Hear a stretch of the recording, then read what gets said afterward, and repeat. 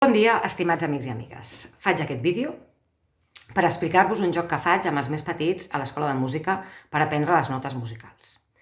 Aquí va, és molt barat, perquè només necessites folis, estisores i colors. Això és meravella. Llavors, què faig? Els dono un foli així que jo prèviament l'he doblegat en 8 parts, en 8 trossos, i llavors queda com una mida de carta. Els més grans s'ho dobleguen ells, però els més petits els dono així. Llavors, despleguem aquest foli i a cada quadradet els hi faig escriure una nota musical. Do, re, mi, fa, sol, la, si. I a l'últim quadradet, que és repetit, que repeteixin la nota que vulguin. Un do, un re, un mi, la que vulguin, poden triar. Un cop ho tenen així, els faig retallar el full per les línies marcades i ens queden unes cartes com aquestes. D'acord. Funcionament del joc, com l'Uno, molt fàcil. Es tira la primera carta. Per exemple, posem que és un do. Oh, quina casualitat. Doncs, si hi ha un do, poden posar un do o un re. Si hi ha un re, poden posar un re o un mi. Com a l'Uno, que si hi ha un 1 pots tirar un 1 o pots tirar un 2 del mateix color. Bueno, el dels colors no ho he incorporat, però he incorporat com l'ordre de les notes. Això es fa de pujada. Quan ja ho tenen assimilat do, re, mi, fa, sol, la, si, do, pots fer la versió de baixada. Do, si, la, sol, fa, mi, re, do. Si hi ha un do, pots posar un do o un si. Si hi ha un si, pots posar un si o un la.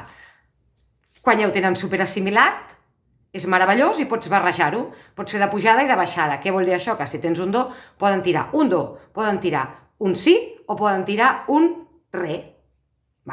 I així successivament amb totes les notes.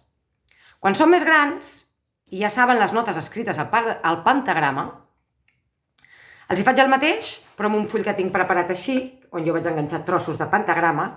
Sé que podria estar més ben fet, més polidet, però jo sóc així, una mica barruera. I així ho faig. Si vosaltres sou més acuradets o acuradetes, doncs endavant. Els hi dono el full, el mateix, s'ha de doblegar i s'han d'escriure les notes. Han d'escriure la clau de sol i les notes. I el funcionament és el mateix. Que ho voleu complicar? Perquè ja saben la clau de fa? Doncs amb la clau de fa.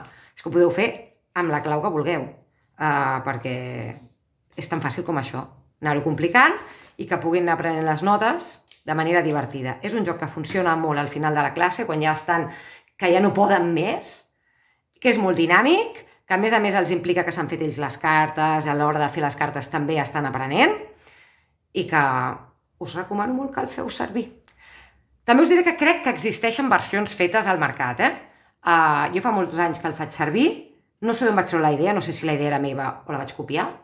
En la còpia està la màgia, però hi ha coses similars al mercat, però no les he fet servir. Més que res perquè aquesta és molt barateta. Ja veieu que amb els folis reciclats de les escoles de música, que n'hi ha un muntó, perquè t'equivoques d'imprimir partitures, o se te n'imprimeixen 300 i en volies una, a sobre reciclem.